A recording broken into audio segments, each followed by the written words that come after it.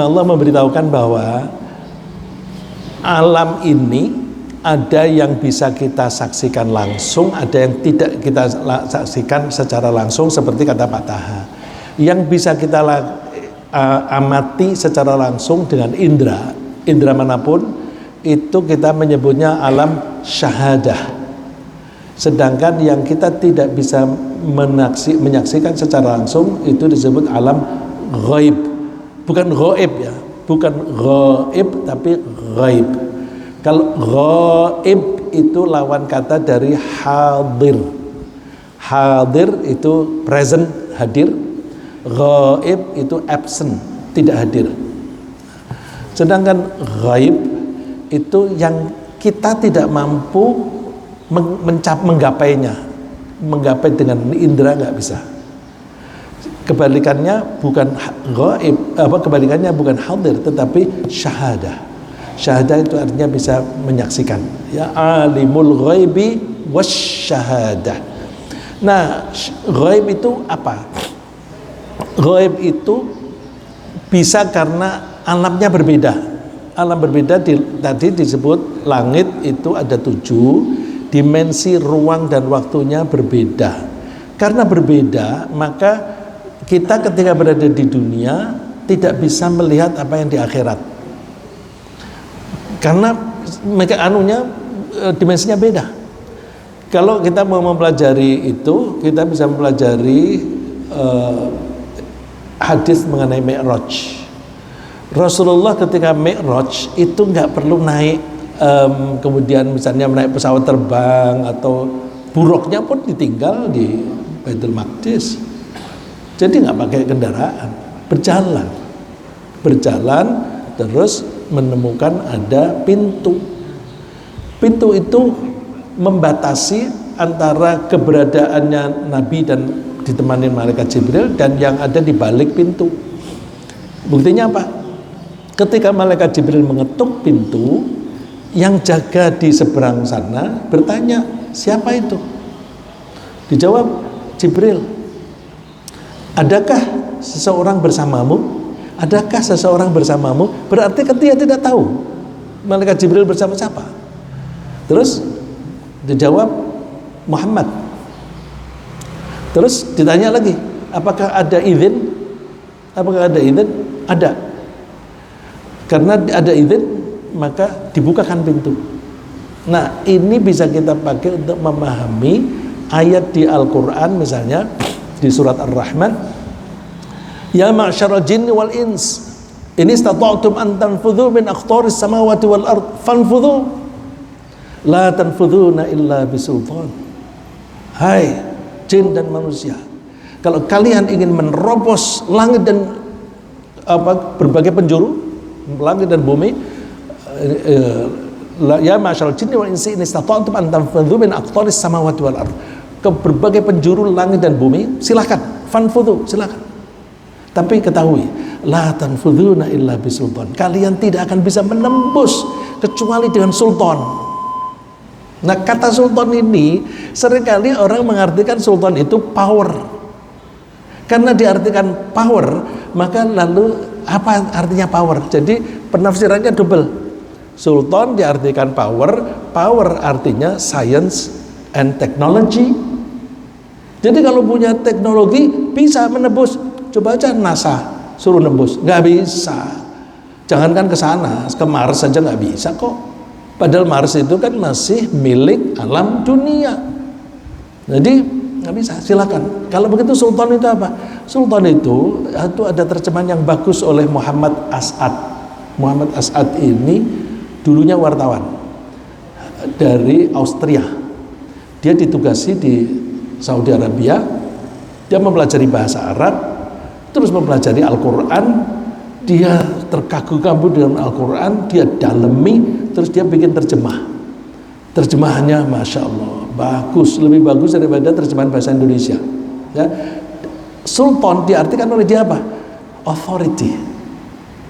Jadi Rasulullah bisa menembus langit kedua dengan apa?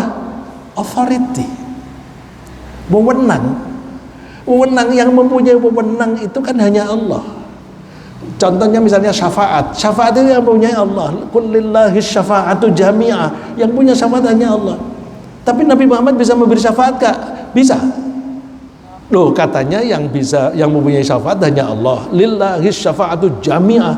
Iya, tapi syafaat itu wewenangnya dibagi. Nabi Muhammad diberi wewenang sehingga Nabi Muhammad bisa menolong. Tapi karena menolongnya itu dengan wewenang, maka dia hanya bisa menolong orang yang diizinkan oleh Allah, gitu. Jadi yang menolong itu atas izin Allah, yang ditolong atas izin Allah. Rasulullah ketika Mi'raj masuk ke langit kedua, ketiga, dan keempat, cukup jalan.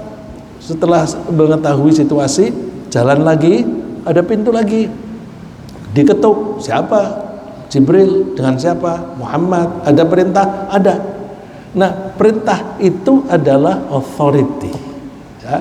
Jadi dengan begitu tidak perlu kita tuh memahami yang macam-macam. Nah, itu termasuk ghaib karena dimensi ruangnya beda. Ghaib juga yang dimensi waktunya beda, ya. Dimensi waktu itu apa? Kita hanya bisa menyaksikan yang sekarang dan di sini.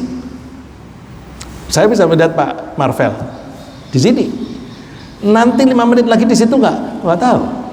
Siapa tahu tiba-tiba dia berdiri terus ke toilet. Ya misalnya, nggak tahu. Terus tadi misalnya dia bisik-bisik 1 menit yang lalu, tahu nggak tahu. Jadi kita hanya mengetahui yang sekarang. Nah, masa depan itu termasuk ghaib, masa lalu juga ghaib. Rujukannya apa? Quran.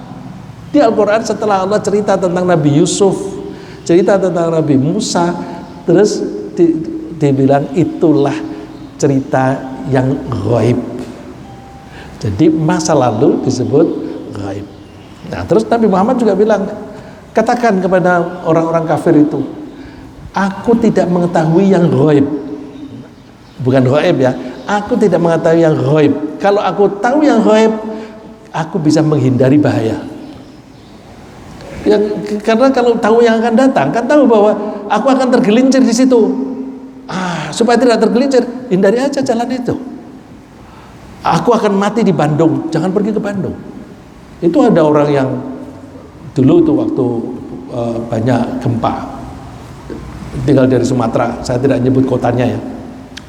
Terus datang karena dia berbisnis, bisa dilakukan di mana saja dan duitnya banyak. Beli rumah di Jakarta dengan maksud pindah di sini supaya bisa menghindari gempa, karena di sisi barat Sumatera itu rawan gempa. Nah, itu mondar-mandir untuk pindah ke sini, ngurusi ya barang dan pekerjaan, dipindah ke sini. Pas dia ke sana terjadi gempa dan mati. Lo kalau jatahnya dia mati di situ, dia menghindari nggak bisa. Jadi masa depan itu juga ghaib. Nah, Rasulullah mengatakan, kalau aku tahu yang ghaib, tentu aku bisa menghindari bahaya dan bisa memperoleh kebaikan sebanyak-banyaknya. Aku kalau nawarkan ini kepada Pak Andi, nggak mau dia sudah punya bahan seperti ini. Tawarkan kepada siapa? Kepada Pak Basuki. Wah, Pak Basuki untuk apa? Dia nggak dagang misalnya. Nah itu. Tapi kemudian ketika ketemu Pak Basuki, saya mau nawarkan ini. Oh, kebetulan saya butuh. Di luar dugaan saya kan. Perhitungan saya, yang mau membeli barang saya itu pedagang. Ini bukan pedagang, malah beli gitu. Jadi itu masa depan. Jadi ghaib itu adalah alam yang kita tidak punya akses ke sana, karena dimensi ruang dan dimensi waktunya berbeda. Dimensi ruang yang berbeda seperti alam dunia, alam akhirat, dan alam-alam lain. Yang dimensi waktu itu kita hanya bisa menyaksikan yang sekarang, tidak bisa yang lalu dan tidak bisa yang akan datang.